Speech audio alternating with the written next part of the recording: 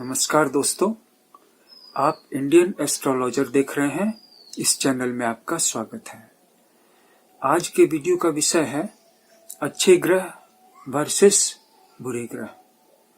अच्छे ग्रह का ये मतलब नहीं है कि जो अच्छे ग्रह हैं जैसे कि शुक्र, बृहस्पति, बुध, ये सभी नेचुरली अच्छे ग्रह हैं और शनि, मंगल, राहु ये सब नेचुरली बुरे ग्रह हैं। इनमें से दो ग्रह बीच में ऐसे हैं जो अच्छे भी हो सकते हैं और बुरे भी हो सकते हैं। वो है चंद्रमा और बुध। चंद्रमा जब डार्कर साइड में होता है, कृष्ण पक्ष में होता है, तो अशुभ फल देने लगता है, और बुध अगर अशुभ प्रभावों में हो तो अशुभ जैसा फल देने लगता है। अशुभ ग्रहों के साथ हो तो वैसा ही बन जाता है, और ठीक वैसा ही चंद्रमा भी करता है। वहीं शुक्ल पक्ष में चंद्रमा शुभ फल देने लगता है, और बुध भी जब अच्छे प्रभावों में हो, अच्छे भावों, अच्छी राशि या अच्छे ग्रहों के साथ हो तो अच्छा फल देने लगता है। लेकिन इसका मतलब ये नहीं है कि कुंडली में हर शुक्ल पक्ष का चंद्रमा हर एक व्यक्ति के लिए शुभ ही होता है। वो शुभ है या अशुभ है, ये इस बात पे डिपेंड करता है कि वो किस भाव का स्वामी है। तो जैसा कि आप समझ गए होंगे कि कुंडली ऊपर से देखने में जितनी आसान सी नजर आती है, दरअसल में उतनी आसान है नहीं, और इसके लिए बहुत सारे फैक्टर्स को ध्यान से देखने की जरूरत पड़ती है। तो सबसे पहले हम निरपेक्ष रूप से जो शुभ ग्रह हैं उनकी चर्चा कर लेते हैं। सभी ग्रहों में सबसे ज्यादा शुभ बृहस्पति को माना गया है।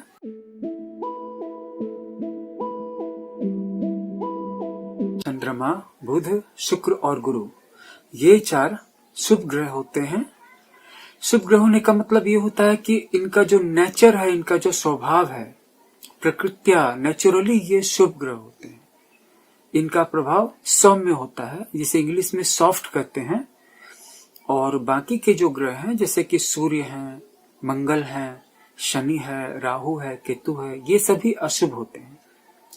अब इनमें से दो ग्रह ऐसे हैं जो कभी कभी अशुभ हो जाते हैं और कभी कभी शुभ भी हो जाते हैं, और वो है चंद्रमा और बुध। तो बुध जो है अगर अशुभ भावों में हो, अशुभ ग्रहों के साथ हो तो अशुभ जैसा फल देने लगता है।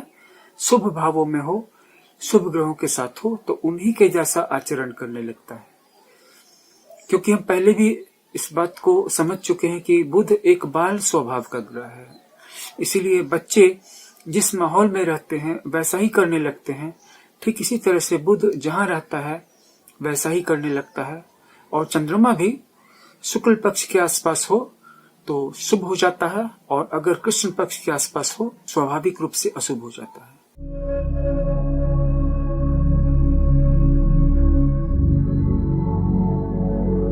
लेकिन इसका ये मतलब कतई नहीं है कि सभी शुभ ग्रह हमेशा शुभ फल ही देंगे या अशुभ ग्रह अशुभ फल ही देंगे। ये सब बहुत कुछ ऐसी बातों पे डिपेंड करता है कि वो किस भाव में पड़े हैं या किस भाव के स्वामी हैं, उनकी कारकता किस भाव की है। जैसे कि छठे भाव का स्वामी हो तो जो भी ग्रह हो, शुभ हो या अशुभ हो, वो अशुभ फल ही करेगा ना।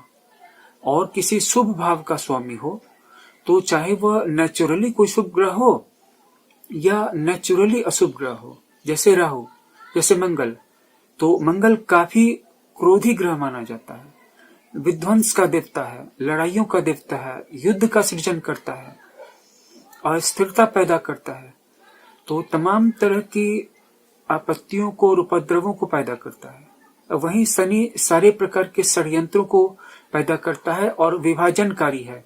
केतु भी विभाजनकारी है। केतु भी आपके और उस भाव के फलों के बीच में दरार पैदा कर देगा, उस भाव के रिलेशनशिप में आपके बीच में एक खाई पैदा कर देगा, उस काम से आपका उत्साह खत्म कर देगा। तो ये सभी अशुभ ग्रह हैं। लेकिन अगर इन अशुभ ग्रहों में से कोई, मान लीजिए कि शनि या मंगल किसी शुभ भाव का स्वामी हो गया है, जैसे कि 5वें भाव का स्वामी हो गया है, तो ये अशुभ होते हुए भी आपके लिए शुभ फल ही देगा। लेकिन शुभ फल देगा कि नहीं देगा ये फिर एक और बात पे निर्भर है, और वो क्या है? वो ये है कि वो किस भाव में जाकर के बैठा है। तो आपने देखा कि जन्म कुंडली उतना आसान विषय नहीं है। और इसीलिए जब तक हम जन्म कुंडली को नहीं देख लें तब तक ऊपर से आपके बारे में ये नहीं कह सकते हैं, खास करके कि राशि को देख करके। जैसा कि आजकल प्रचलन चल गया है कि मेरी तो मेष राशि है, मेरी तो कर्क राशि है, मेरी तो कन्या राशि है, मेरे बारे में बताएं। तो सिर्फ राशि को देख करके किसी ग्रह को डिसाइड नहीं किया जा सकता कि वो आपके बारे में, कि वो आपको अच्छा फल करेगा या बुरा फल करेगा या बिल्कुल तटस्थ रहेगा, न्यूट्रल रहेगा। कुंडली तो देखनी ही पड़ेगी। और इस तरह से हम अब समझ चुके हैं। तो हम इस वीडियो को एक बार फिर से रिकैप कर लेते हैं कि सूर्य, मंगल, शनि, राहु, केतु ये अशुभ ग्रह हैं और चंद्रमा, बुध, शुक्र और गुरु ये शुभ ग्रह हैं, जिनमें कि गुरु अत्यधिक शुभ ग्रह है।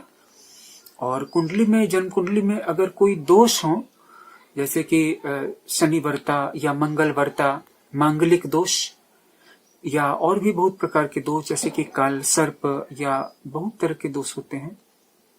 तो ये सारे जो दोष हैं ये पराशर संहिता में या अन्य प्रकार के ज्योतिष के शास्त्रों में इनका उल्लेख आया है। तो ये सारे दोष कई सौ कई हजार तक भी हो सकते हैं और इनको समझने के लिए काफी डिटेल्ड स्टडी की आवश्यकता होती है। लेकिन अगर केंद्र में शुभ बुध बैठा हुआ हो तो वो 1000 दोषों को काट देता है। अगर बुध उच्च का हो तो 10 से 25,000 दोषों को काट देता है।